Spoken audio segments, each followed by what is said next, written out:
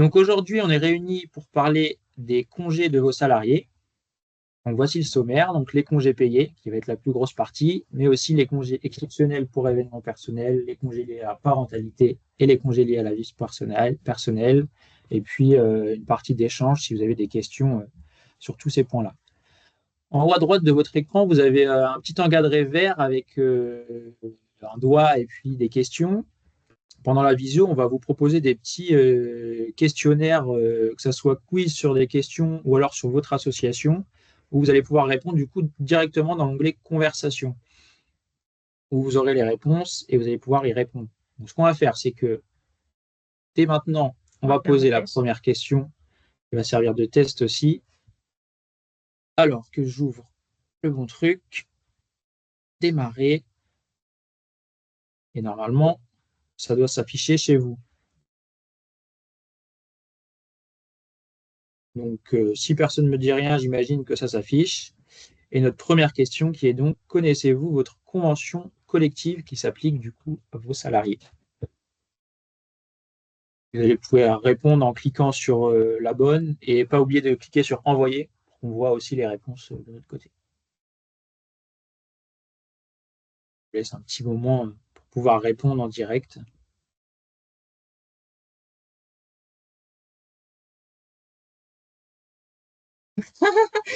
J'aime bien.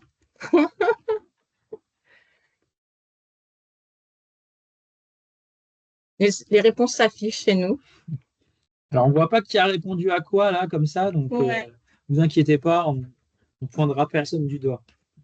Et j'aurais bien posé la question quand même de CAE14 qui aurait répondu. C'est moi, alors c'est un peu une blague. Emmanuel Primet, je suis CLC Natation, je suis trésorière, mais depuis 2 mois seulement, donc je patause un peu. C'est la convention sport, je suppose, mais ouais, super, super, c'est ça.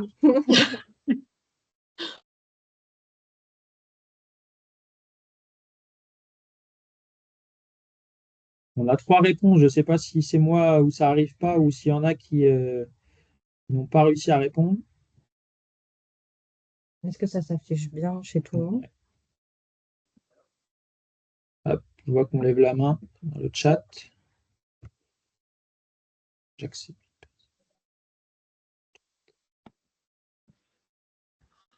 Je suis sur la page 4, là. Quelle convention collective s'applique à votre association? Oui, et du coup. C'est CNS, bien sûr, mais je ne peux pas répondre. Alors, normalement, si vous ouvrez sur Teams l'onglet Conversation, vous allez avoir une petite question et de quoi répondre si ça ne s'est pas affiché à votre écran.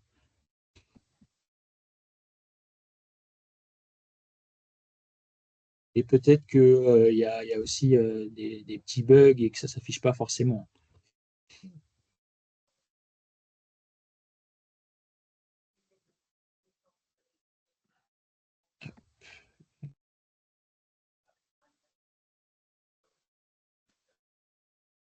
Éclat et sport en même temps. Il y a du monde qui arrive en même temps, donc j'accepte avant de repartir.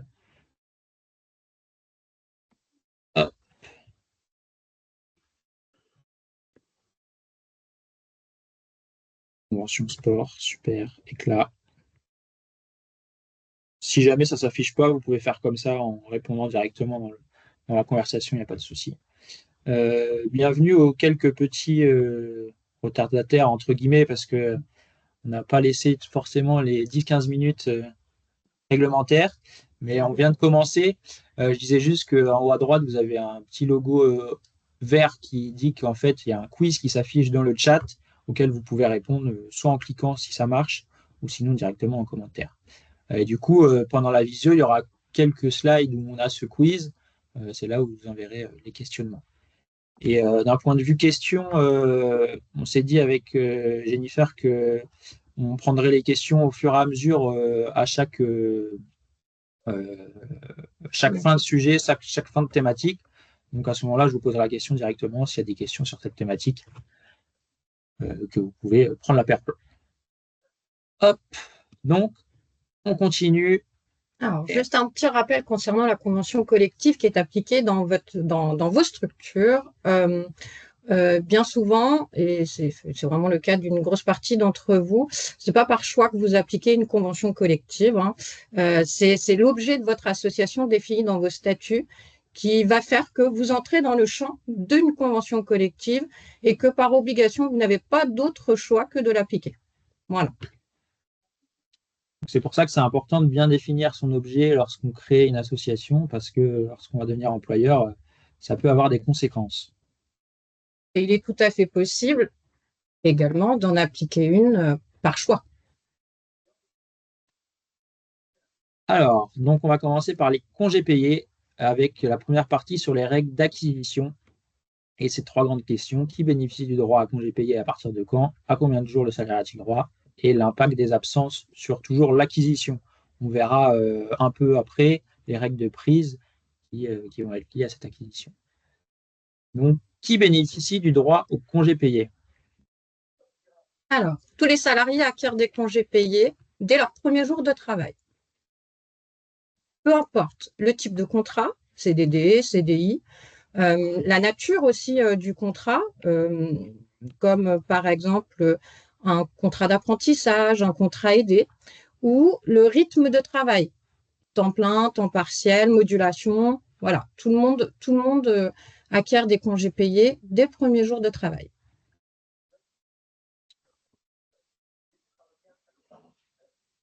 Le principe à retenir, c'est que les congés payés, on les acquiert normalement du 1er juin de l'année N au 31 mai de l'année N+1, ce qu'on appelle la période d'acquisition de référence. Pour autant, dans certains contrats de travail qui sont liés à votre convention, vos conventions collectives, il n'y a pas forcément une période, enfin, ce n'est pas forcément cette période qui est la période d'acquisition, mais bien souvent la période de référence de travail. Je pense notamment au CDI intermittent. Je pense que vous devez en avoir quelques-uns dans votre structure. Souvent également les modulations du temps de travail. Voilà. Et aussi, pour certains cas, là, c'est vraiment pour la convention éclat, les animateurs techniciens et professeurs. Souvent, pour tous ces personnels-là, et c'est pas toujours le cas, mais souvent, la période de référence, elle n'est pas du 1er juin au 31 mai, mais du 1er septembre au 31 août. Voilà. Ensuite, on acquiert de façon identique les congés payés, qu'on soit à temps plein, temps partiel, ou par exemple qu'on soit en CDI intermittent. La loi prévoit un décompte des congés payés, une acquisition et un décompte des congés payés en jours ouvrables. Néanmoins, un employeur peut décider de mettre en place ce décompte en jours ouvrés, c'est-à-dire en fonction des jours d'ouverture de la structure. Pour revenir sur cette partie jour ouvrable, jour ouvré, c'est peut-être clair pour certains, mais pas pour d'autres. Les jours ouvrables donc, sont tous les jours de la semaine, sauf le dimanche et jour férié chômé, soit 6 jours par semaine, peu importe l'ouverture de la structure. Quant aux jours ouvrés, du coup, ils sont tous les jours d'ouverture de la structure dans la semaine, sauf les jours fériés chômés, soit 5 jours par semaine. Donc, si vous êtes ouvert du lundi au vendredi, on a nos 5 jours. Si par contre, vous êtes ouvert du mardi au samedi, on a toujours nos 5 jours, mais ils sont différenciés. C'est toujours 5 jours par semaine. De base, c'est vraiment la méthode des jours ouvrables voilà, qui est censée être appliquée.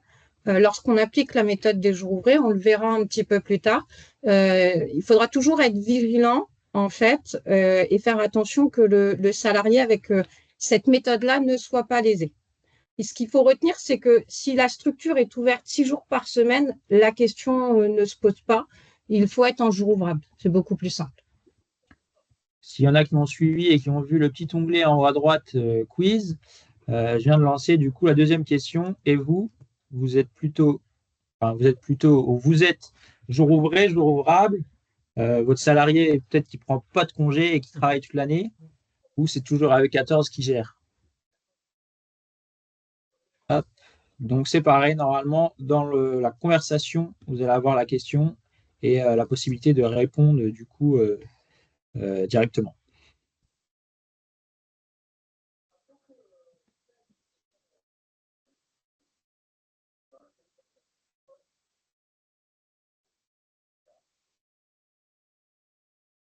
On est pour l'instant en jour ouvrable. Ah non, les jours ouvrés font une petite remontée.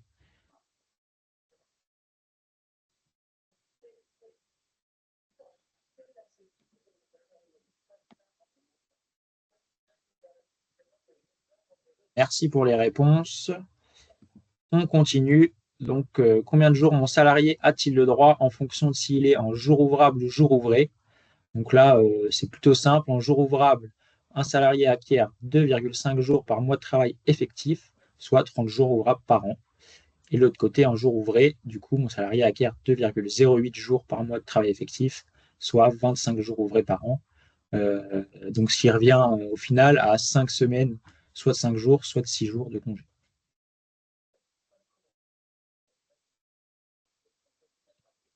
Hop. Et on va tout de suite vous poser une question qui, là, va vous faire un peu plus travailler les méninges pour voir si cette question de jour ouvré, jour ouvrable, vous l'avez bien en tête, avec une question qui va vous faire réfléchir, qui va être simple pour certains et compliqué pour d'autres. J'applique la méthode des jours ouvrables. Donc, jour ouvrable, c'est Jennifer. Tous les jours d'ouverture. Non, vas-y. Jour ouvrable. Pardon. Et ben, du lundi au samedi. Voilà. Nous sommes le 1er novembre 2024. Mon salarié a été embauché le 1er avril 2024 et n'a pris aucun jour de congé. Combien de jours a-t-il acquis? On parle bien de jours acquis et pas de jours qu'il a le droit de poser. Vous avez normalement les propositions de réponse dans le chat. Donc, réponse A, 18 jours. Réponse B, 5 jours. Réponse C, 13 jours. Et réponse D, 15 jours. Ce qu'on a omis de répondre, vous vous dites, vous nous parlez de 2,5 jours et après, on a des chiffres ronds. J'ai perdu le terme. On arrondit ton jour au plus haut. À l'entier supérieur. Donc, pour la première, 17,5 jours devient 18 jours, 5 jours, 12,5 devient 13 et 15 reste 15. De 14. Alors, dans les réponses, on a 3 réponses pour l'instant et 3 différentes. 4 réponses, 5 réponses. Je commence à prendre la tête.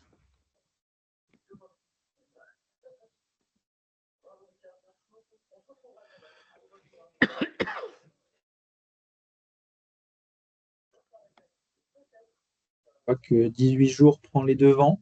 On a 8 réponses pour l'instant. On va attendre 10-20 secondes, voir s'il y en a d'autres qui veulent répondre.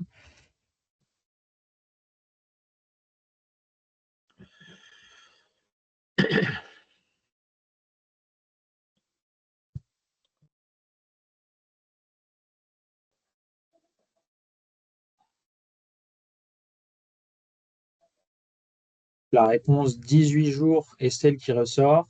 Jennifer, qu'est-ce que tu peux nous en dire? Ça me semble vraiment pas mal. Hein. On a 7 mois de présence finalement du salarié, multiplié par 2 jours et demi, 17,5, arrondi à 18 jours. Est-ce que c'est clair pour tout le monde?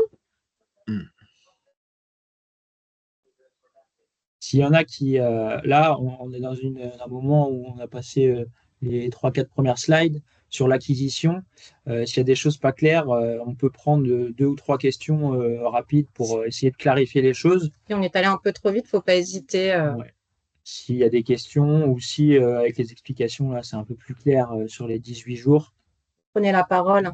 N'hésitez pas à prendre la parole ou à nous écrire dans le chat. J'ai fait le contraire de novembre à avril. Ok. Donc de novembre à avril, ça faisait.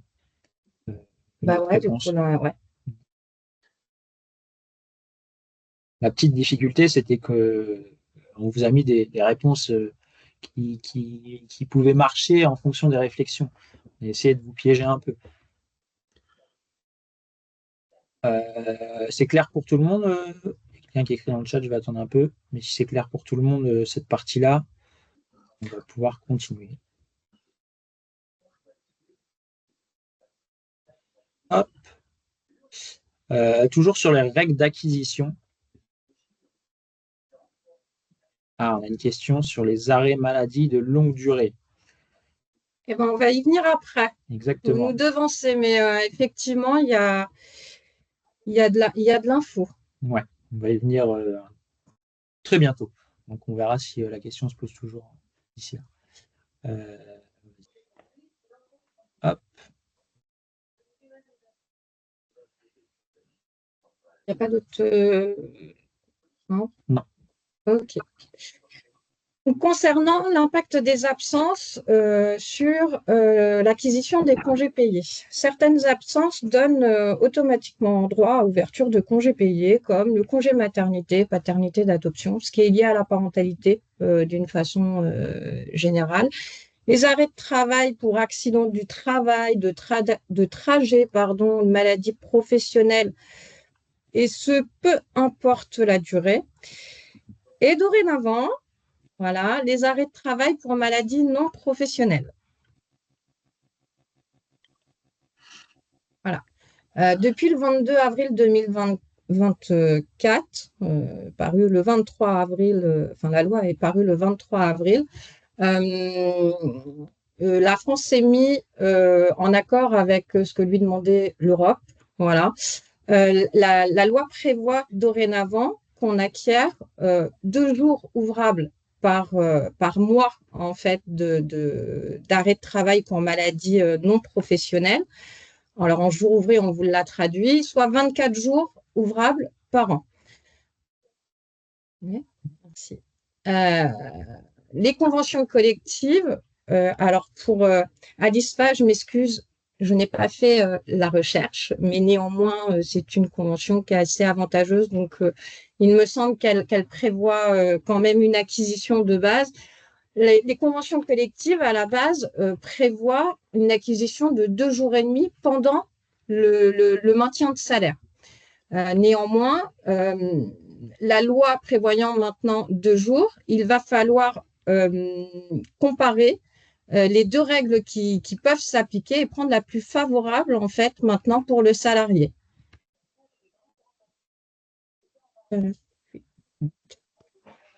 Pour rappel, quand même, au passage, le maintien de salaire en cas de maladie est obligatoire pendant 90 jours à partir du moment dans la convention éclat où le salarié a 6 mois d'ancienneté et dans la convention du sport, 1 an. Voilà. Des doigts. Ouais, donc en fonction de la durée de l'arrêt, vous allez devoir comparer du coup ce qui est plus avantageux pour votre salarié entre le nombre de jours acquis selon les dispositions conventionnelles au nombre de jours acquis selon les dispositions légales et l'appliquer du coup la plus favorable à votre salarié. Parce que d'une façon générale, une loi ne peut pas faire obstacle aux dispositions conventionnelles qui peuvent être plus favorables. Voilà. Donc, ce qu'on voit, c'est que les dispositions conventionnelles, certes, elles sont plus favorables, mais que pendant 3 mois. La loi, elle ne limite pas à 3 mois l'acquisition des congés. Je laisse continuer. Ouais. Donc, on vous a mis un exemple pour bien comprendre cette partie-là. On vous avoue que c'est une partie assez technique et compliquée où on a dû s'interroger aussi. Donc, on a essayé de faire au plus simple pour que vous la compreniez. Donc, pour exemple, un salarié a au moins 1 an d'ancienneté, les dispositions conventionnelles seront plus favorables que les légales pour un arrêt de 2 mois.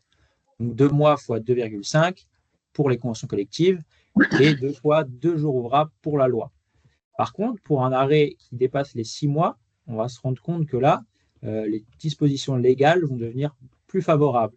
Parce que 6 mois fois 2 jours ouvrables pour la loi, alors que la convention collective s'arrête à 3 mois fois 2,5 jours ouvrables. Et ne prévoit pas de jours d'acquisition par la suite. C'est ça. Donc là, on voit que les dispositions légales sont plus favorables. Donc on a l'obligation de l'appliquer à nos salariés, même si on même si on est sous une convention collective. Cette partie technique, est-ce que ça va? Est-ce que c'est clair pour tous? C'est une nouveauté, du coup, on a voulu mettre ça aussi en avant et ça peut-être. Et tenter de la simplifier au maximum. Simplifier pour vous faire aussi. Même si c'est des cas bien précis, on va dire. Donc, le jour où ça arrive ou si ça arrive déjà, n'hésitez pas à venir vers nous. Et puis, on pourra voir tout ça ensemble. On a une question. On a une petite question. Même pour la convention Alice Farr. Ouais, il faudra vérifier et comparer potentiellement les règles conventionnelles aux règles légales et appliquer le plus avantageux quoi qu'il arrive aux salariés.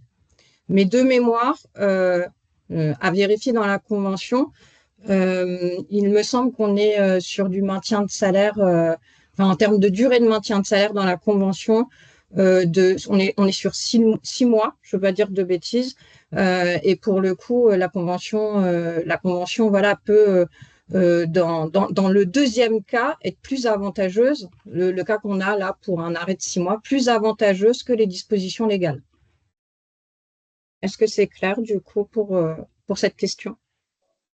Je ne sais pas si ça a répondu à la question sur les arrêts maladie de longue durée ou si pas totalement, qui était posée un peu avant.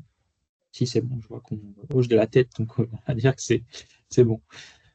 Hop, on s'arrête 2 secondes sur les règles d'acquisition du coup qu'on vient de voir. Si c'est clair pour tout le monde, on va passer aux règles de prise. Et s'il y a des questions, on peut y répondre tout de suite.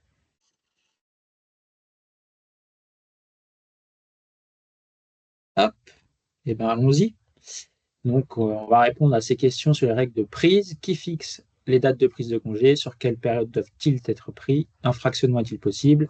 Les règles de décompte. Et on va revenir du coup sur les congés acquis en cas d'absence pour la règle de prise. Qui fixe les dates de prise de congés payés? Alors, c'est l'employeur qui fixe les dates des congés payés. Quand bien même, dans les faits, le salarié fait sa demande. Voilà. Néanmoins, c'est l'employeur qui décide des dates de congés payés. Bien souvent, votre personnel est multi-employeur. Et petit rappel, lorsqu'on est multi-employeur, on pose ses congés payés chez l'ensemble de ses employeurs au même moment. On ne peut pas être en congé payé chez vous et travailler par ailleurs. L'employeur est obligé quelque part, malgré tout, de prendre cette information-là en compte pour déterminer des prises de congés pour ce personnel. Sur quelle période doivent-ils être pris? Alors, de façon générale, on a vu qu'il y avait une période d'acquisition, et il y a également une période de prise. La période d'acquisition du 1er juin de l'année N-1 au 31 mai de l'année N. Du coup, on prendra les congés sur la période qui suit, du 1er juin de l'année N au 31 mai de l'année N+2. Sauf, encore une fois, pour des contrats particuliers, comme je reviens sur nos cas précédents, les animateurs techniciens, les intermittents, où là, la période d'acquisition et de prise sont les mêmes et sont généralement pas du 1er juin au 31 mai, mais plutôt du 1er septembre au 31 août, ou autre, dans les modulations du temps de travail, il peut arriver aussi qu'on soit du 1er janvier au 31 décembre.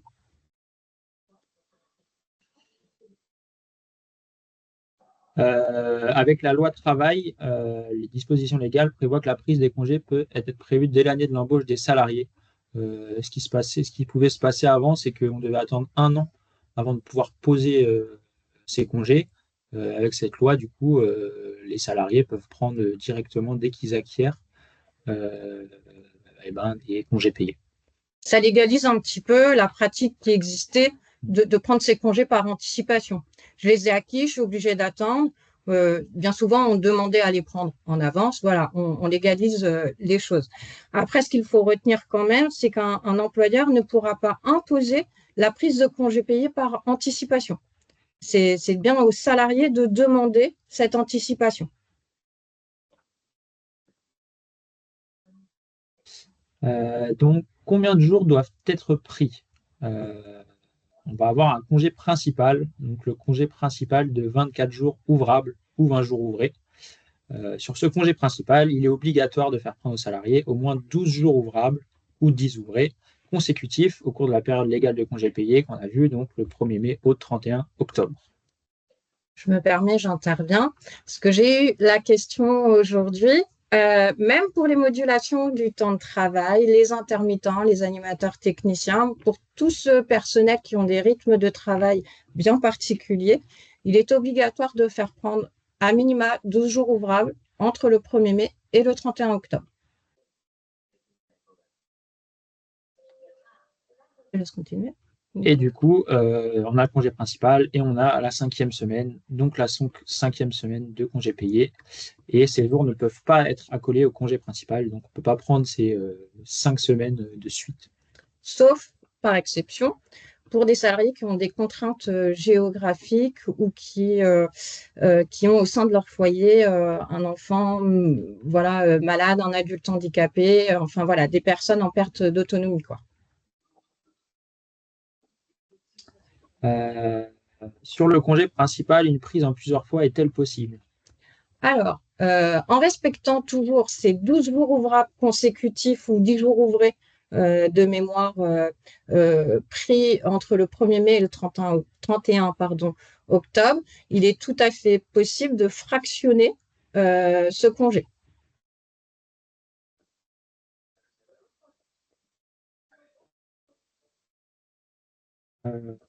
Ce fractionnement du congé principal doit être accepté par le salarié. Donc là, c'est une décision des deux parties, on va dire. L'employeur ne peut pas imposer le fractionnement, sauf en cas de fermeture de la structure. Donc un exemple, fermeture annuelle 3 semaines en août et 2 semaines à Noël. Là, l'employeur peut imposer le fractionnement et la prise de 6 jours ouvrables du congé principal en dehors de la période 1er mai, 31 octobre. C'est la seule exception sur ce cas-là. Hop, il y a une conséquence par contre à ce fractionnement. Quelle est-elle? Lorsqu'une partie du congé principal, donc maximum 12 jours, voilà, puisqu'on a 12 jours qui sont obligatoirement entre le 1er mai et obligatoirement entre le 1er mai et le 31 octobre. Lorsque l'autre moitié, par exemple, est prise en dehors, le salarié peut bénéficier de ce qu'on appelle de jours de fractionnement. En fonction du nombre de jours qui est pris en dehors de la période légale, qui s'affiche un jour si le salarié prend entre 3 et 5 jours et 2 jours supplémentaires s'il y a au moins 6 jours en fait en dehors de la période. Un employeur peut refuser ce fractionnement, tout comme un salarié peut demander à ne pas avoir ses jours supplémentaires pour avoir ses congés en dehors de la période. Dans la pratique, l'idée, c'est on se met d'accord, je suis employeur, ok, j'accepte que tu prennes tes congés en dehors de la période légale. Par contre, on se met d'accord pour que tu renonces à ces jours de fractionnement qui vont s'ajouter. Et du coup, on essaie de trouver un accord ensemble pour que les deux sous-parties soient d'accord. Mais voilà. Donc, les règles de décompte. Pour rappel, sur les jours ouvrables et jours ouvrés, les jours ouvrables sont tous les jours de la semaine, sauf le dimanche et le férié, soit 6 jours, et les jours ouvrés, les jours d'ouverture, soit 5 jours. Je pense que c'est clair pour tout le monde. Hop. Le décompte. Lors de la prise des congés payés, vont être décomptés comme jours de congé en jours ouvrables tous les jours du premier jour d'absence où le salarié aurait dû venir travailler jusqu'à la date du retour du salarié, en jours ouvrés, tous les jours ouvrés du premier jour d'absence où le salarié aurait dû venir travailler jusqu'à la date de retour du salarié. Un jour férié chômé dans la structure n'est pas un jour ouvrable. Donc, en conséquence, il ne doit pas être décompté comme un jour de congé payé si le salarié pose des congés payés sur une période comprenant un jour férié chômé. On parle bien de jours fériés chômés, c'est-à-dire de jours qui n'auraient pas été travaillés de toute façon si la personne n'avait pas été en congé. Là, on comprend bien que ça commence à pas être tout à fait clair. Donc, on va passer sur un petit quiz et on va pouvoir échanger, si jamais, sur les réponses. Donc, on vous fait un peu réfléchir. Si c'est que des mauvaises réponses, c'est pas grave. Et après, on pourra échanger sur la réponse. Donc, je te laisse lire le quiz pendant que j'affiche la réponse. Alors, un salarié travaillant du lundi au vendredi pose des congés du vendredi 3 novembre au soir au dimanche 12 novembre 2023. Je ne vois plus. Combien sont décomptés en jours ouvrables? Après, ceux qui veulent faire en jour ouvré, vous pouvez aussi l'indiquer dans le chat parce que là, tu n'as pas prévu. Non, j'ai prévu qu'un jour ouvrable. C'est plus simple aussi. On vous a mis un calendrier, on est bien sur 2023. Donc faites attention aux petits jours en rouge qui sont donc fériés, comme le samedi 11 novembre pour l'année 2023. Donc vous avez le calendrier férié et chaud.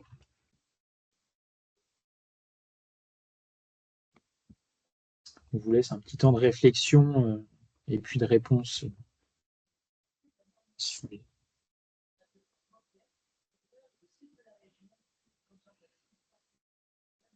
Donc, on retire du premier jour qui aurait dû être travaillé jusqu'à la veille du retour.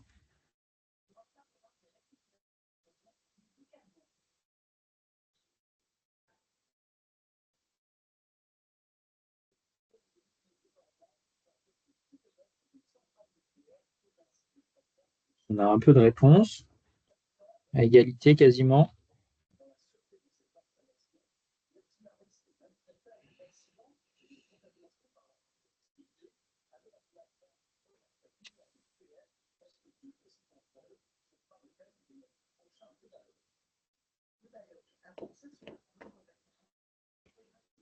Allez, on stoppe le suspense.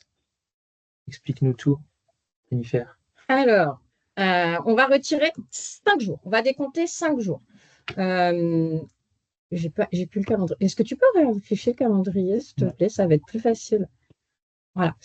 Le salarié pose le vendredi 3 au soir. Il travaille du lundi au vendredi. Je vais donc décompter son premier jour d'absence qui va être le 6. Ah oui. OK. Le 7, Oui. le 8, le 9, le 10. Le 11, je ne le décompte pas étant donné qu'il est férié chômé dans la structure. Et là, on note, parce que c'est souvent l'erreur qui est faite, c'est que le 4, le samedi 4, est décompté par erreur.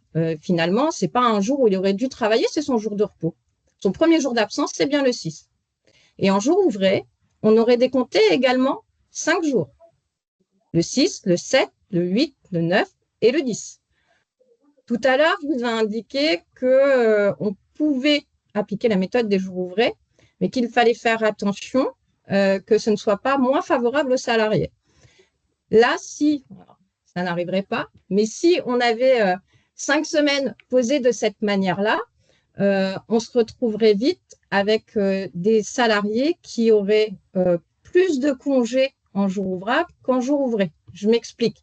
Sur un salarié qui aurait 30 jours d'acquis, qui pose cette semaine-là, en jour ouvrable, on va lui retirer 5 jours.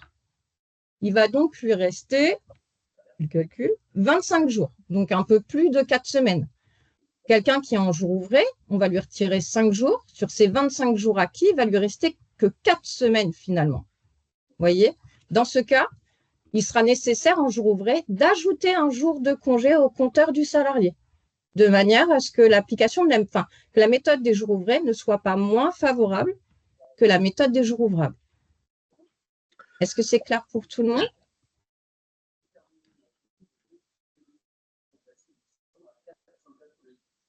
Super.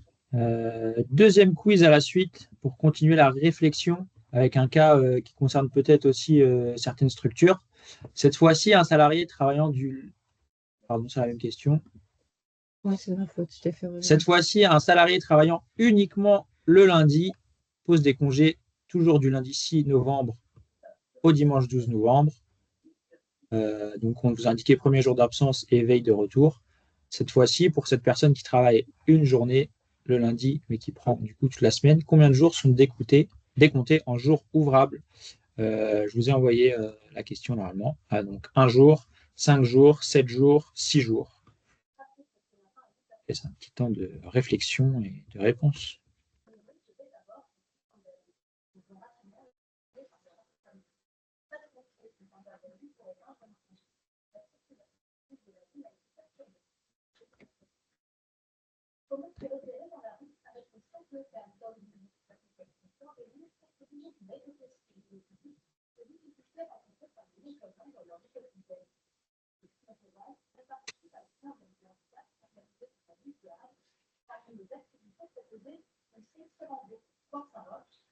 Pas mal de réponses à 5 jours, quelques-unes à une journée.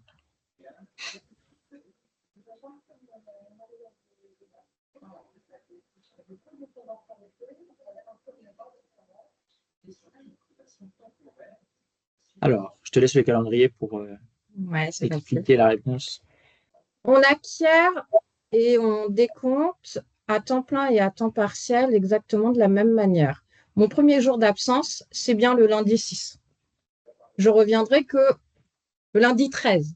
On va me décompter également 5 jours ouvrables ou 5 jours ouvrés. Si on me décompte 15 jours à chaque fois parce que je ne travaille que le lundi, je ne vais pas être souvent au travail dans l'année. Je vais être clairement 30 semaines absente. Est-ce que ça va, c'est clair, cette partie-là? C'est vrai que C'est assez compliqué plutôt parfois. logiquement, on partirait sur un jour. Ne vous inquiétez pas, moi aussi je me suis fait avoir à la base.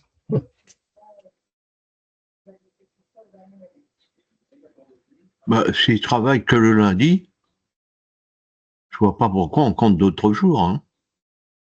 La personne va acquérir autant de jours qu'un temps plein. Elle va avoir le droit à 30 jours sur l'année, 5 semaines de 6 jours. Elle a bien que 5 semaines de congés payés. Si on lui décompte qu'une journée à chaque lundi qu'il pose, il sera absent 30 jours, 30 semaines. Bah, s'il pose des congés, oui. Pourquoi Va pas. pas? Le On le paiera salarié pas. a 5 semaines de congés payés dans l'année, peu importe qu'il soit à temps plein ou à temps partiel. Vous êtes d'accord avec moi? Je suis d'accord qu'il a 5 semaines, mais comme il travaille qu'une journée par semaine, il a Oui. 5 semaines à un jour. En fait, on va lui décompter du premier jour d'absence jusqu'à la veille de son retour. Son retour, ce sera que le lundi d'après. Donc, on va bien lui décompter en jours ouvrables, le lundi, le mardi, vous voyez, le mercredi, le jeudi, le vendredi. C'est pas très grave, entre guillemets, si nous, on est. Enfin, si moi, je ne suis pas d'accord, dans le sens où, sur ces cas-là, c'est vous qui allez le traiter. Mais franchement, il travaille un jour par semaine. Il y a 52 semaines par an. Et on va lui donner 25 jours de congé. Donc, Alors, sur si 50, vous j'ai êtes quand en même du jour, mal à comprendre. Il va travailler 52 jours, il aura 25 jours de congé. alors, on parle en semaine de travail. Oui, j'entends Votre bien. salarié va travailler 47 semaines comme n'importe quel salarié. Oui, mais un jour par semaine. On est bien d'accord. Oui, mais il acquiert de la même façon qu'un temps plein. Donc, on va lui retirer de la même façon qu'un temps plein. Vous voyez? Il n'acquiert pas 5 jours de congés payés sur l'année. Il en acquiert 30. Bah, Et on va lui décompter de la même façon qu'un temps plein. je trouve pas du tout ça. Je trouve pas ça normal. Hein. Enfin, pour moi, mais en plus, on ne va pas s'éterniser là-dessus. Je trouve ça complètement illogique. Hein. Aucune logique. Il y a une logique arithmétique que je veux bien comprendre, mais en termes de lui il travaille un jour, il travaille un jour par semaine. On ne peut pas lui filer 30 jours de congé dans l'année. Enfin, moi, ça me semble En fait, irréaliste. on va plutôt compter en semaines, du coup, en 5 semaines qui reviennent à 5 jours. Là, on est bien sur les règles d'acquisition et de prise. Si on voudrait être plus logique, comme vous dites, c'est pas forcément la manière la plus logique. Si on veut être plus logique, on lui dit qu'il a droit à 5 lundis. Mais dans les règles imposées par la loi et les conventions, on va compter là en semaines et du coup, on va s'imposer qu'il ait ces semaines de congé. Dans le cas, imaginez un salarié qui travaille le lundi quelque part, le mardi quelque part, le mercredi quelque part. Ça veut dire que cette personne, elle pourrait en fait avoir des vacances très souvent parce que si elle a 5 jours à un endroit, également 5 jours à un autre, eh ben, elle pourrait continuer de travailler à un endroit alors qu'elle est en congé normalement pendant toute la semaine. Bah, oui. Dans l'idée, là, si on compte en semaine, il aurait bien 5 lundis absents, pour faire au plus simple, on va dire, et pas 25 lundis absents. Je peux me permettre Oui, vas-y, Oui. Ludovic. de mémoire. Alors, si c'est bien le cas de cette façon-là, ça veut dire que les lois sur lesquelles je me suis déconnecté depuis 4 ans ont lourdement évolué. Pour rejoindre monsieur, pardon, dont je n'ai pas le nom, là, qui a parlé juste avant. Mais pendant des années, les congés payés acquis, oui, étaient comptés en mois, mais à proportion du nombre d'heures effectuées. Un salarié, il y a encore 5-6 ans, qui effectuait un temps partiel. Je prends par exemple des étudiants qui travaillent qu'une journée par semaine à McDo ou ailleurs.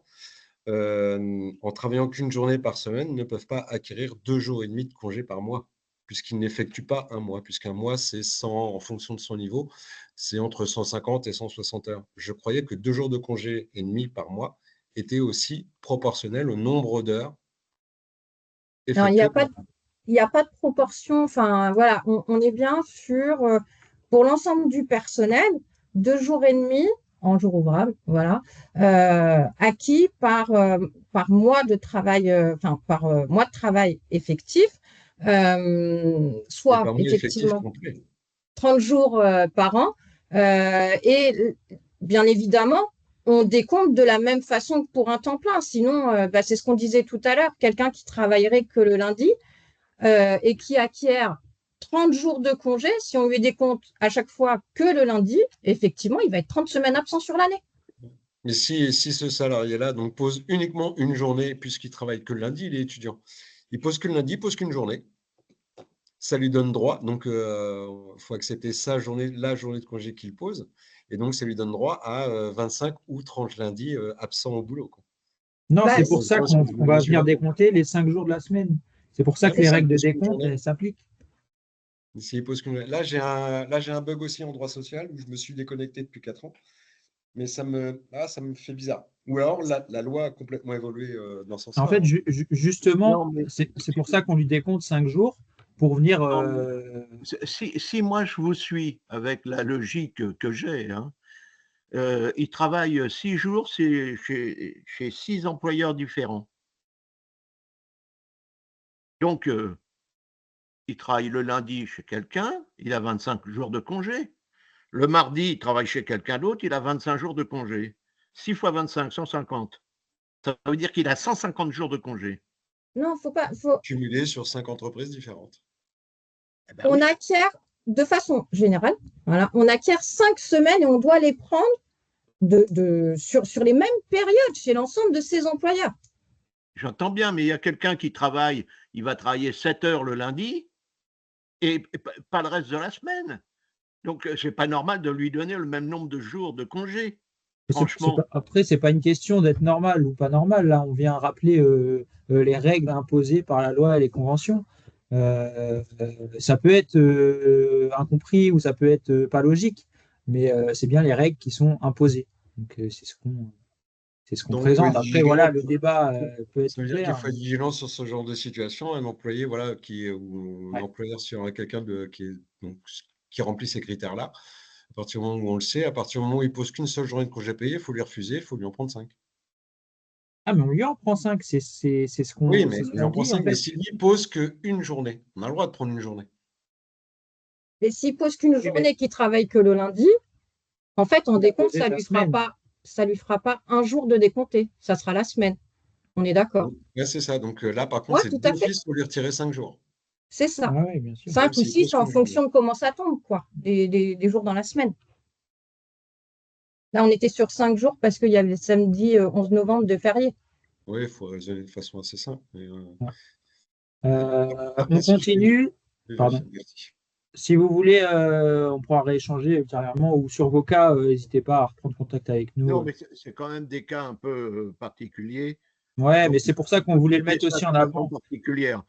C'est Ouais. pas inintéressant d'en avoir discuté quand même. Parce que Non, non, je suis d'accord avec vous. C'est Heureusement, bien ils pour sont ça qu'on rares. a voulu ajouter cette partie-là avec le cas d'un salarié qui travaille qu'une seule journée, parce qu'on sait que c'est aussi le cas dans pas mal de vos structures. Voilà. Euh, Hop, on continue. Le salarié peut-il reporter ses congés payés? sous réserve de demander un mois au préalable. Il peut effectivement reporter ses congés, demander en tout cas à reporter ses congés. Bien évidemment, on a dit au départ que c'était l'employeur qui décidait des dates de congé. Il peut refuser ce report, mais pour autant, il doit motiver ce refus. De la même manière, l'employeur peut également modifier les dates de congé en respectant aussi ce même délai. Et il doit, par contre, en cas de frais déjà engagés par le salarié, il doit sérieusement motiver sa volonté de vouloir reporter les congés. Et je crois qu'il y a un nombre de jours maximum de report. Je n'ai pas cette information-là, mais on cherchera. Parce qu'il me semble que d'une année sur l'autre, je crois, il me semble, en tout cas c'était comme ça il y a 4 ans, on peut reporter que 5 jours maximum par an. Parce que sinon, moi je ne prends pas de vacances, par exemple, pendant un an complet, je repars 24 jours. Il me semble qu'en droit social, c'est interdit. Je crois que c'est 5 jours maximum. Là, on était plus sur j'ai posé mes dates de congé et finalement, je veux les décaler. Vous voyez? Enfin, elles sont déjà posées. J'ai demandé, je ne sais pas moi, du 1er au 15 août à mon employeur et puis début juillet, je demande à mon employeur de les décaler. C'est plutôt ça, quoi. On parlait tout à l'heure du coup des congés acquis en cas d'absence. On va parler de comment on les prend et comment ils sont décomptés. Donc en principe, les congés acquis par un salarié doivent être pris entre 1er mai et 31 mai de l'année suivante N+1. Les congés non pris avant le 31 mai peuvent être perdus par le salarié. Pour autant, dans certains cas, l'employeur doit impérativement prévoir le report des congés payés en cas de congé de maternité, d'adoption, de paternité ou arrêt de travail, en incluant du coup maintenant les maladies non professionnelles. On vous a mis un petit tableau là qui est pas simple. On va essayer de vous l'expliquer rapidement. On va peut-être pas forcément rentrer dans le détail sur ce cas qui est bien précis en cas d'arrêt maladie et de comment sont acquis et pris les congés payés. Si vous voulez, on peut en échanger avec les personnes que ça intéresse ultérieurement et si ça vous concerne. Donc, je te laisse expliquer un peu le tableau, Voilà. Jennifer. Ce tableau, il est lié à la loi qui est d'avril 2024, où on va distinguer les congés acquis et qui n'ont pas été pris du fait d'un arrêt de travail, mais qui ont été acquis avant, et les congés acquis pendant l'arrêt de travail pour maladie non professionnelle, puisque dorénavant, on acquiert des congés de toute façon sur l'arrêt maladie d'origine non professionnelle. Donc, ceux qui ont été acquis avant et qui n'ont pas pu être pris, il faut noter que l'employeur doit informer le salarié de ses congés qu'il a acquis et du délai de 15 mois, en fait, qu'il a pour pouvoir prendre ses congés. Jusque-là, c'est le cas le plus simple. Le cas le plus compliqué, c'est lorsque le salarié est en arrêt. Voilà.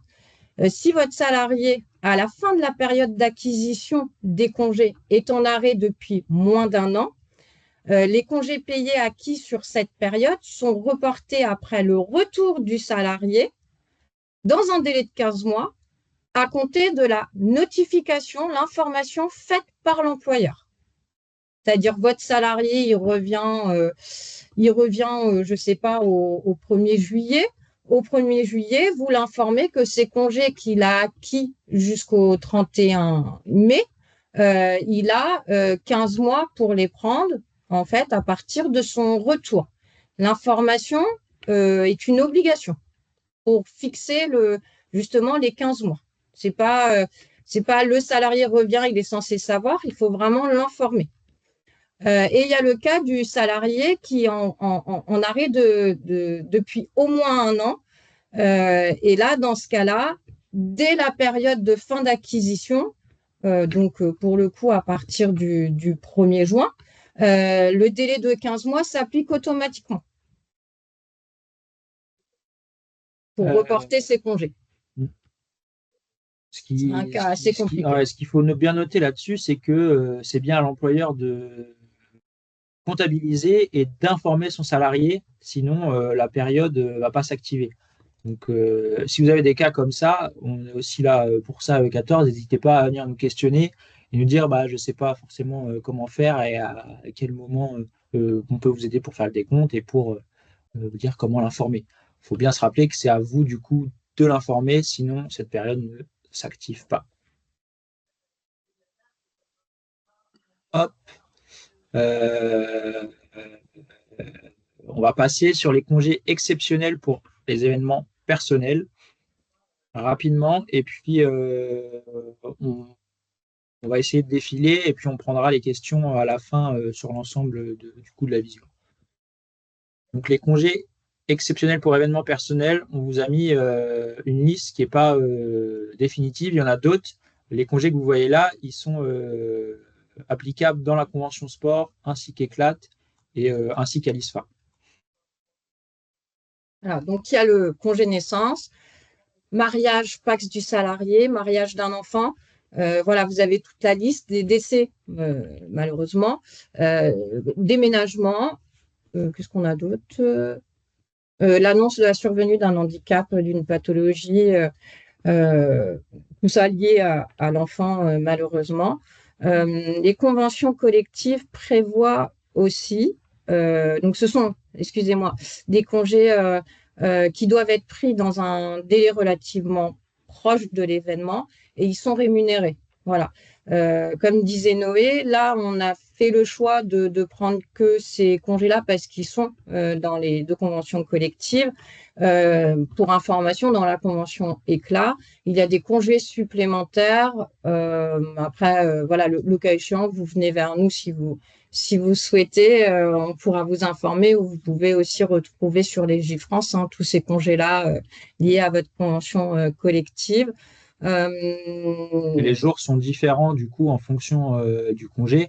Donc, si besoin, on vous renverra le tableau complet avec la présentation là, où vous avez vraiment les jours applicables. Voilà. Il existe également dans ce type de congé le congé pour enfants malades dans la convention Éclat, qui est clairement fixé à 12 jours par an, par salarié et pas par enfant. Pour la convention du sport, il n'y a rien de défini et pour le coup, ce sont les règles légales qui s'appliquent. Qui me semble, c'est 3 jours par année civile et ces congés dans le cadre de la convention du sport ne sont pas rémunérés. Dans le cadre de la convention Éclat, ils le sont.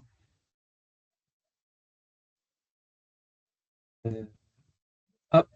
On va passer sur les congés liés à la parentalité. Des questions sur la partie des congés, je ne sais pas. On peut revenir, si vous voulez, sur les questions à l'issue des congés exceptionnels et maternité. Mais dans l'idée, c'est plutôt simple. Il y a un tableau qui définit le nombre de jours et le type de congé. Et il faut voir si ça s'applique ou non. Donc les congés liés à la parentalité, donc maternité, paternité, d'adoption et le congé parental d'éducation. Le congé maternité est un droit pour la salariée, quelle que soit son ancienneté dans la structure. Il varie en fonction du nombre d'enfants nés ou à naître. Au niveau, il peut être augmenté du fait d'états pathologiques avant ou après, d'ailleurs, le congé maternité.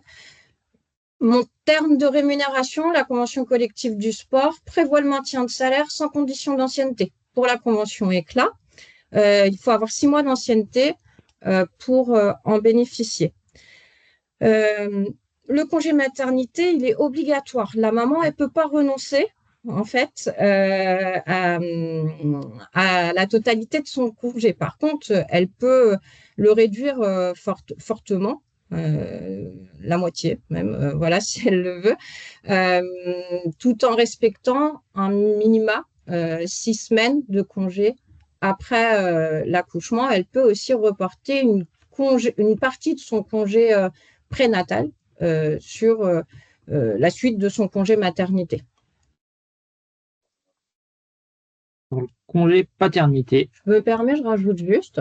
Ouais. Je disais que la convention à l'ISFA était très avantageuse, mais alors pour le coup, la convention ne prévoit pas le maintien de salaire pour le congé maternité. de le congé paternité. Ouais. Donc, pour le congé paternité, peuvent bénéficier du congé paternité les salariés qui justifient d'être le père biologique de l'enfant ou le conjoint ou concubin de la mère sans être un parent biologique. Du coup, la durée du congé paternité et d'accueil de l'enfant est de 25 jours, 32 en cas de naissance multiple.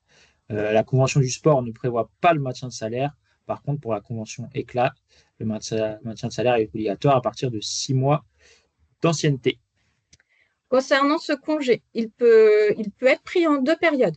Il y a une première période qui est obligatoire de 4 jours consécutifs et qui suit obligatoirement le congé naissance qu'on a pu voir juste avant dans les petits congés qu'on a vus avant. La deuxième période, du coup, qui restera de 21 jours, peut être collée à ce congé de 4 jours minimum ou prise ultérieurement et même être fractionnée. Dans le cas, non, tu as dit, c'est maintien de salaire pour la convention éclat à partir de 6 mois et pas de maintien prévu dans la convention collective du sport. Après, ces règles de maintien de salaire, rien n'empêche un employeur qui applique la convention du sport de maintenir le salaire s'il le souhaite. Mais s'il le fait, il le fait pour, de façon générale pour l'ensemble de son personnel qui serait concerné. Alors, petite question vite fait, j'ai Ouais. peut-être loupé quelque chose parce que je suis arrivé en retard, mais justement sur le congé paternité ou maternité, donc la CCNS ne prévoit pas de maintien de salaire, mais comment ils sont indemnisés pendant cette période-là? C'est la Sécu, c'est comme Oui, un arrêt alors, maladie? alors déjà pour le congé maternité, la CCNS elle prévoit le maintien sans condition d'ancienneté. De fait, le congé paternité, le maintien de salaire, il n'est pas prévu. Quoi qu'il arrive,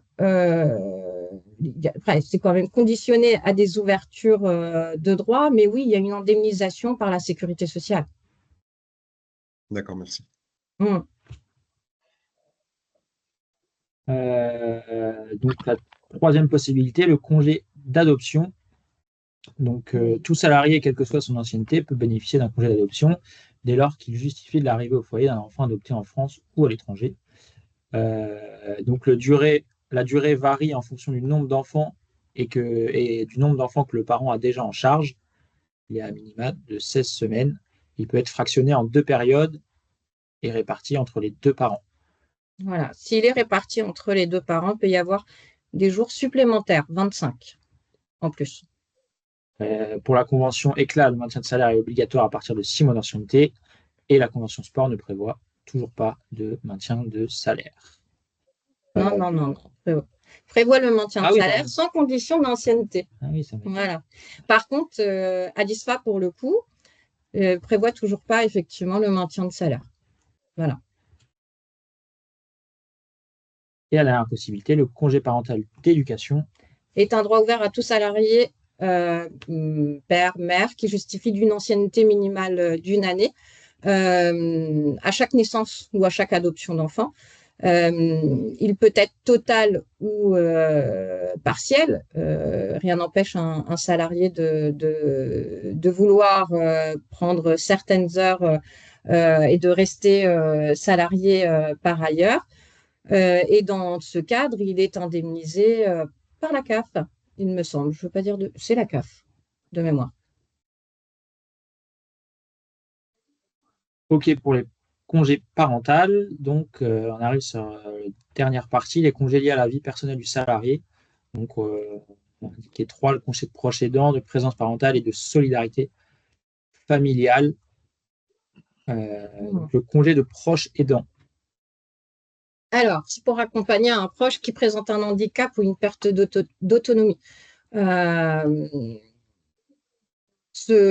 y a des conditions, il y a une liste de proches qui est limitative, fixée dans le Code du travail. On va parler du conjoint, concubin, partenaire de PACS, ascendant, descendant. Et la personne qui est aidée doit résider de façon stable et régulière en France. Le congé max est de 3 mois et il peut être renouvelé dans la limite d'1 an, il me semble, sur l'ensemble de la carrière du salarié. Donc, le congé de Présence présence parentale. parentale, donc, pour un enfant atteint d'une maladie, d'un handicap ou d'une victime d'un accident d'une particulière gravité, rendant indispensable une présence soutenue du parent et des soins contraignants. Voilà. De la même manière, il y a des conditions. L'enfant doit être à charge effective et permanente. Euh, il doit être âgé de moins de 16 ans ou 20 ans en Jusqu'à fonction 20 de la ans rémunération, il me semble, de l'enfant. ouais, éventuelle de l'enfant.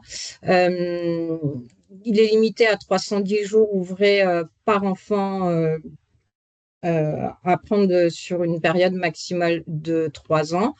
Et une indemnisation, une allocation, enfin pour l'ensemble de ces congés, de toute façon, il est possible d'avoir des allocations particulières. Vous n'avez pas de maintien de salaire sur ces congés-là.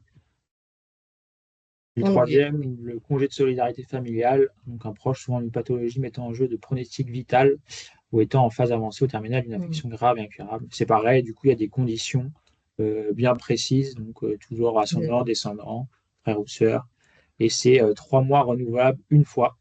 Et du coup, comme on le rappelle, ces congés sont de droit pour les salariés qui le demandent. L'employeur ne peut ni les refuser ni en demander le report. Il n'y a pas de maintien de salaire, mais il est possible d'avoir une allocation en remplissant, bien sûr, des conditions qu'on ne vous a pas indiquées ici, mais ça va être en fonction du profil de la personne, d'autres conditions. Voilà pour nous. On a essayé de répertorier un peu tous ces congés. Il en existe d'autres. Donc, on a des congés de citoyenneté, par exemple, pour un engagement bénévole ou un engagement politique qui peuvent être demandés. Il y a d'autres types de congés qu'on ne vous a pas inscrits là. On a inscrit vraiment les principales. Mais si besoin, on peut vous indiquer, nous, on pourra vous envoyer ou répondre à vos questions avec notre document où il y a vraiment l'ensemble des congés. Le plus simple, c'est si vos salariés vous le demandent ou si vous souhaitez connaître vraiment l'ensemble, vous revenez vers nous et on pourra y répondre directement. Et sinon, là, vous allez voir les principales du coup dans cette visio. On va passer à des questions si vous le souhaitez sur ces sujets-là. S'il y a des questions un peu plus personnelles sur vos sujets, on va peut-être pas pouvoir y répondre aujourd'hui, mais n'hésitez pas à nous envoyer un mail sur l'adresse d'AE14 ou à votre contact privilégié, et puis on essaiera d'y répondre directement. Je vois Ludovic, tu as la main levée, je crois, alors je te donne la parole. Merci Loïc. Donc la question, alors c'est peut-être un sujet, hein, comme je disais tout à l'heure, je suis un peu en retard, désolé, mais Ouais, pas de souci. sur les bulletins de salaire des salariés donc, qui sont effectués par AE14, on en avait parlé avec Élise l'année dernière, mais le nombre de congés payés acquis n'apparaissent pas sur le bulletin de salaire, ni le décompte une fois qu'il en a pris. Personnellement, ça me choque. Il n'y a que voilà, il y a que dans le sport où j'ai vu ça. Et ça me fait vraiment bizarre. Alors, je vais répondre directement. Voilà. Ouais. Le logiciel, clairement, qu'on utilise, qui est en dispositif de l'URSSAF mis à notre disposition, ne permet pas d'afficher ce décompte.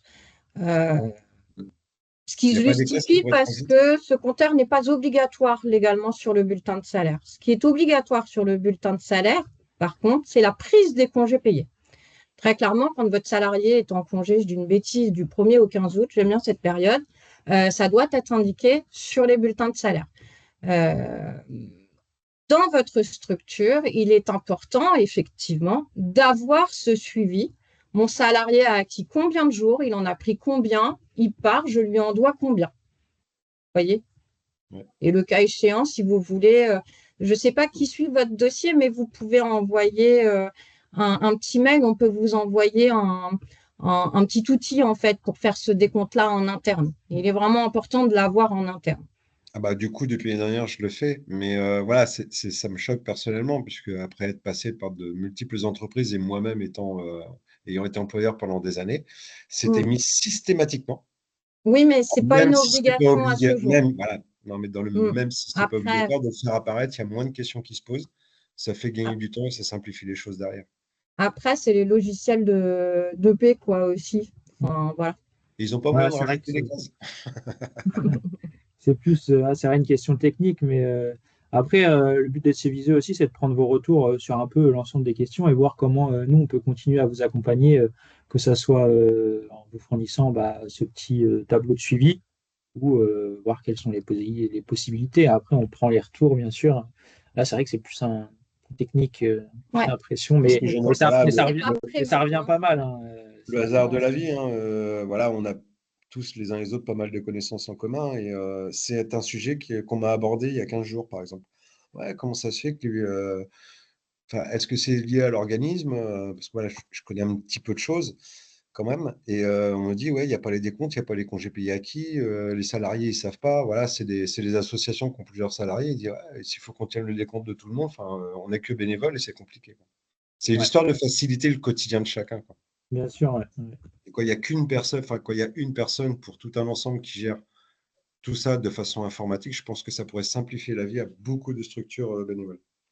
Ah, c'est juste un avis personnel. Ok, non, bah, C'est pas du tout un sujet. on note ça sans souci. Merci. Il ne faut pas grand-chose. Euh, il y a une autre main levée, donc Oui. allez-y, Monsieur Bourriot. Alors moi, j'ai une question qui concerne les jours fériés. J'ai des salariés en modulation du temps de travail et donc de temps en temps, ils travaillent un jour férié. Je voulais savoir comment je compensais le fait qu'ils travaillent un jour férié. Par exemple, s'ils font 7 heures le 1er novembre, je vais leur compter combien d'heures de travail. Là, ça va être les dispositions conventionnelles qui vont s'appliquer. Il y a une majoration de mémoire de 50% pour les jours fériés travaillés. Mais le mieux, parce que c'est vrai que là, on est sur un rythme de travail particulier, la modulation, ses plannings, etc. Potentiellement, ce qui est aussi contractualisé. Le mieux, quand même, pour ce genre de questionnement, c'est Élise qui gère votre dossier, non, de mémoire? Oui, Oui, le mieux pour ces questions-là, vraiment propres au contrat de travail et un rythme de travail particulier, c'est de revenir vers Élise. Mais oui, il y a des majorations qui sont prévues. Voilà. Et ok. n'hésitez pas à envoyer un mail à Élise pour. Et alors, Parce je que lui avais envoyé un mail et elle m'a envoyé sur la visio. Donc, ça vous répondait pas envoyez tout à fait. pour les jours fériés, On lui dira. Oui, on lui dira. sur les récupérations, globalement, moi, mes salariés travaillent 27 heures, globalement, hein, 27 heures, payés 35. Donc, on va dire, Alors, si vous chaque disiez semaine, qu'il y ils avait de doivent la, 8 heures. vous disiez qu'il y avait de la modulation du temps de travail. S'ils sont payés 35, c'est qu'ils sont à temps plein. Voilà.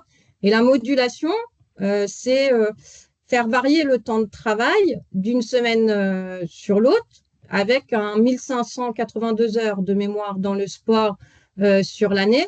Et en fait, si votre personnel a des semaines à 0, à 25 ou à 48, c'est tout à fait normal. Mais ils sont payés 35. C'est le principe de la modulation. Oui, mais on est en modulation parce que de temps en temps, ils travaillent le week-end, ils vont en compétition, etc. Et Oui. donc, on module comme ça. Mais effectivement, le temps de travail d'un dimanche ou d'un jour férié, qui soit majoré, je le conçois, mais de combien, quoi?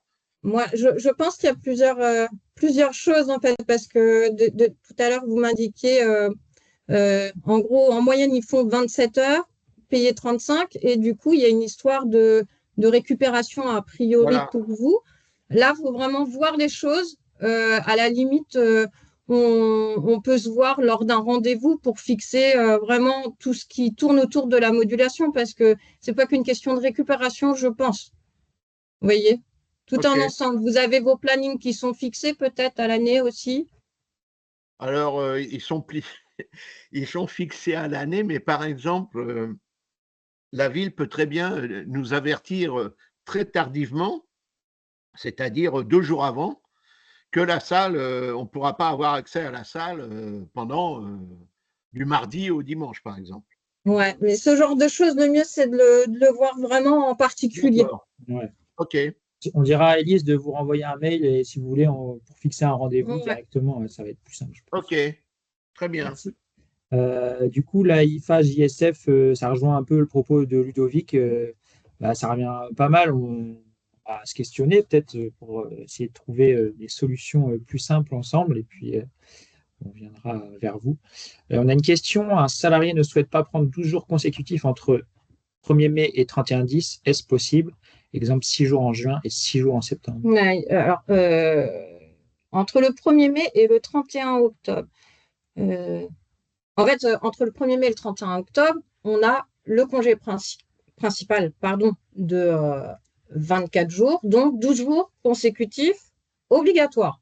Les 12 autres jours, s'il veut les placer autrement, il peut, si vous êtes d'accord, en fait. Mais il y a forcément 12 jours consécutifs entre le 1er mai et le 31 octobre. Mais je ne sais pas si c'était le sens de la question. Si, je pense que je le comprends comme ça aussi. Ouais. Après, il peut prendre 6 jours en juin et 6 jours en septembre, mais il y aura toujours l'obligation de prendre 12 jours entre ça.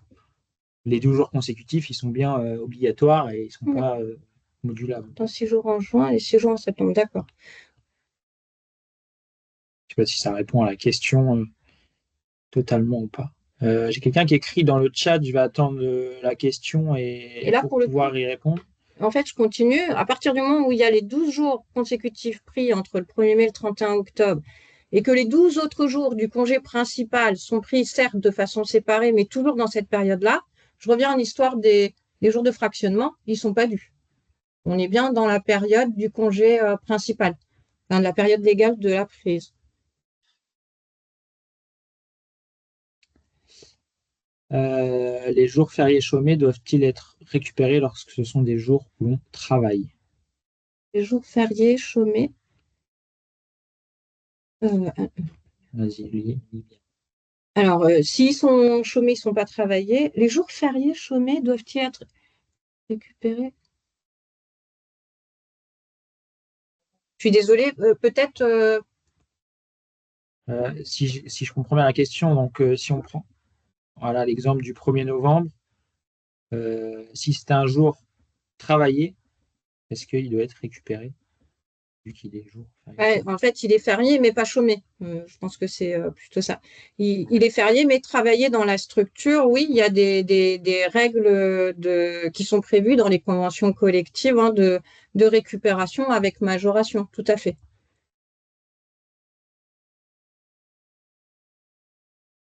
Alors, je peux me permettre, Oui. oui, un jour férié, un jour férié travaillé, je donne l'exemple du dimanche. De fait, oui, tout est lié en fait forcément à la convention collective. Ensuite, il y a également le règlement intérieur de l'entreprise, qu'elle soit une association ou une entreprise privée. Et je prends l'exemple du sport où régulièrement dans l'année, les salariés travaillent le dimanche parce que ça reste du sport et régulièrement le dimanche, il y a de l'activité. Il n'y a pas obligation de payer des heures d'un dimanche, par exemple, avec majoration. Ce n'est pas une obligation, à condition d'avoir justement des jours de récupération avec repos compensateur. Alors, C'est-à-dire en fait, qu'un la un convention dimanche prévoit travaillé, justement ça, ouais. eh bien, le lundi, et c'est normalement de mémoire dans le code du travail, hein, parce qu'à un moment donné, il y a les conventions, mais ça peut se terminer parfois malheureusement au prud'homme et, et le prud'homme, eux, se base également avec la loi du code du travail, mais dans les deux choix, ils vont toujours à l'avantage du salarié. Et il y a possibilité, donc un dimanche travaillé, le lundi est obligatoirement de repos parce qu'il doit être pris le repos, le repos de remplacement doit être pris forcément dans la consécutivité du jour travaillé, donc forcément le lundi, et donne droit à des repos compensateurs si les heures supplémentaires ou de jours fériés ne sont pas payées. Ça veut dire que obligatoirement le lundi, il ne travaille pas et il faut lui donner, si c'est majoré de 50% en temps normal, puisque en fait les 50% de majoration, ce sont des barèmes, il a le droit à une demi-journée de repos compensateur puisque les heures supplémentaires ne sont pas payées. Oui, c'est le principe de la récupération plutôt que le paiement. Voilà, récupération Ouais. plus repos compensateur. Mais ça, c'est Pour éviter la majoration financière. ce qui est prévu dans la convention du sport.